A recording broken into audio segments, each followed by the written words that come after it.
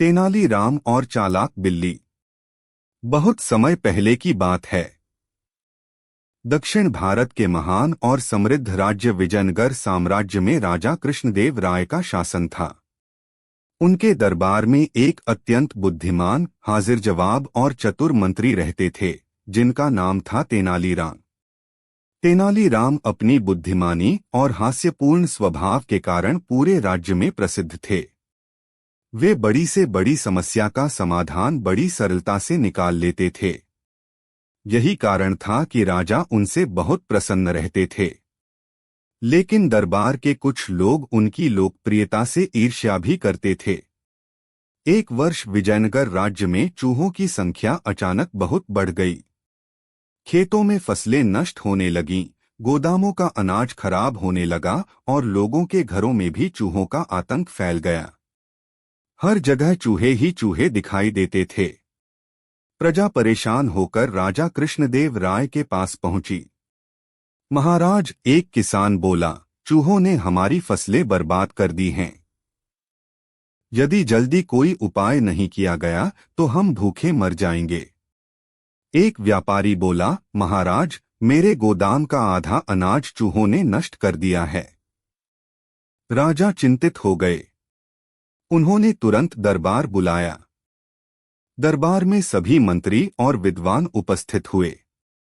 राजा ने कहा, हमें चूहों की समस्या का समाधान तुरंत ढूंढना होगा। कोई उपाय बताइए। काफी देर तक चर्चा होती रही। अंत में एक मंत्री बोला, महाराज, यदि प्रत्येक घर में एक बिल्ली दे दी जाए तो चूहों की संख्या कम हो जाएगी। राजा को यह सुझाव अच्छा लगा। उन्होंने आदेश दिया कि राज्य के प्रत्येक परिवार को एक बिल्ली दी जाए। साथ ही बिल्ली को स्वस्थ रखने के लिए प्रत्येक परिवार को एक गाय भी दी जाए ताकि बिल्ली को पर्याप्त दूध मिल सके। कुछ ही दिनों में पूरे राज्य में बिल्लियां और गायें बांट दी गईं। सभी लोग अपनी बिल्लियों को खूब दूध पिलाने लगे। बिल्लियां मोटी ताजी हो गईं और चूहों का शिकार करने लगीं। तेनालीराम को भी एक बिल्ली और एक गाय मिली।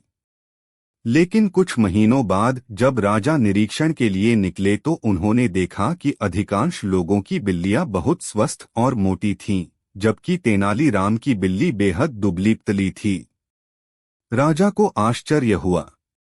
उन्होंने पूछा, तेनालीराम, तुम्हारी बिल्ली इतनी कमजोर क्यों है? क्या तुम इसे दूध नहीं पिलाते? तेनालीराम ने गंभीर चेहरा बनाकर कहा, महाराज, मैं रोज इसे दूध देता हूं, लेकिन यह दूध पीती ही नहीं। राजा हैरान रह गए। क्या कोई बिल्ली दूध नहीं पीती? उन्होंने पूछा। हाँ महाराज, तेनालीराम बोले, मेरी बिल्ली को दूध से बहुत डर लगता है। दरबारियों ने यह सुनकर हंसी उड़ानी शुरू कर दी। एक दरबारी बोला, महाराज, यह असंभव है। हर बिल्ली दूध पसंद करती है। दूसरा बोला, लगता है तेनालीराम कोई बहाना बना रहे हैं। राजा ने कहा, मैं स्वयं इसकी परीक्षा करूंगा। अगले दिन दरबार में तेनालीराम अपनी बिल्ली को लेकर आए। एक कटोरे में ताजा दूध रखा गया। जैसे ही बिल्ली ने दूध देखा, वह डरकर पीछे हट गई।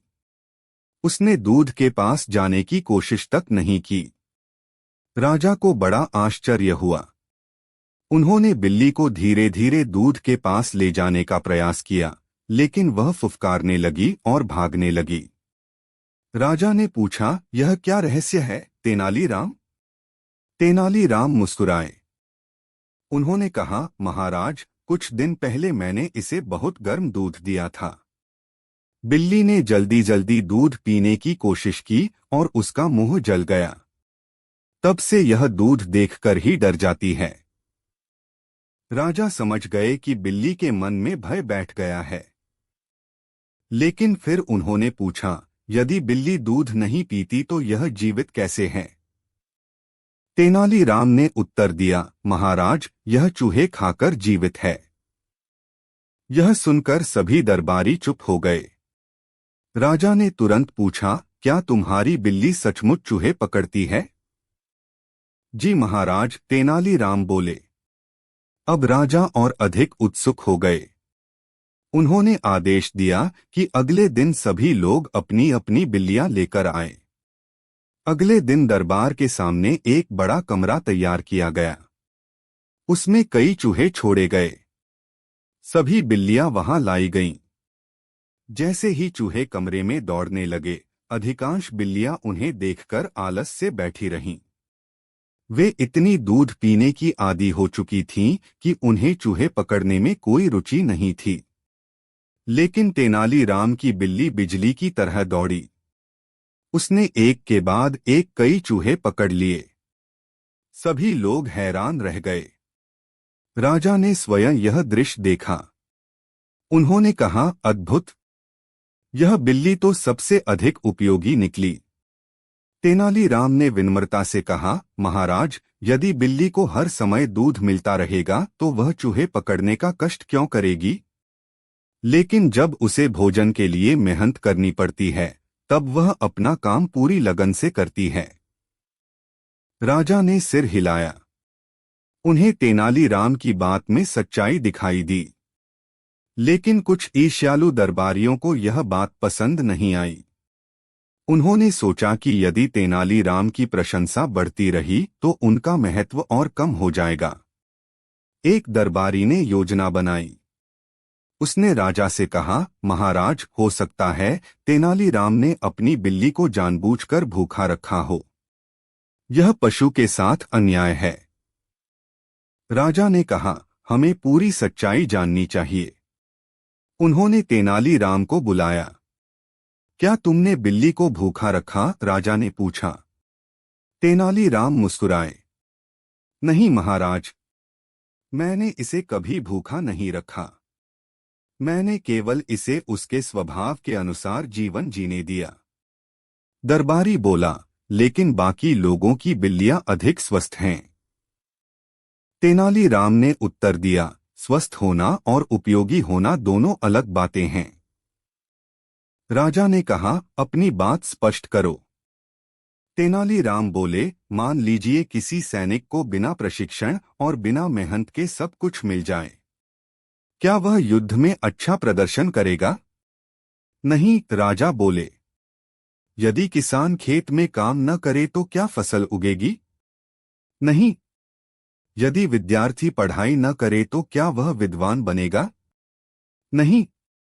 तब तेनालीराम ने कहा, ठीक उसी प्रकार यदि बिल्ली बिना मेहनत के भरपेट दूध पीती रहे तो वह चूहे पकड़ने का प्रयास नहीं करेगी। दरबार में सन्नाटा छा गया। राजा ने कहा, तुम्हारी बात में गहरी शिक्षा छिपी है। फिर उन्होंने पूरे राज्य में नई व्यवस्था लागू की। अब लोगों को निर्देश दिया गया कि वे बिल्लियों को इतना अधिक दूध न दें कि वे आलसी हो जाएं। धीरे धीरे बिल्लियां फिर से चूहे पकड़ने लगीं और राज्य में चूहों की समस्या कम होने लगी। कुछ महीनों बाद विजयनगर फिर से समृद्ध हो गया।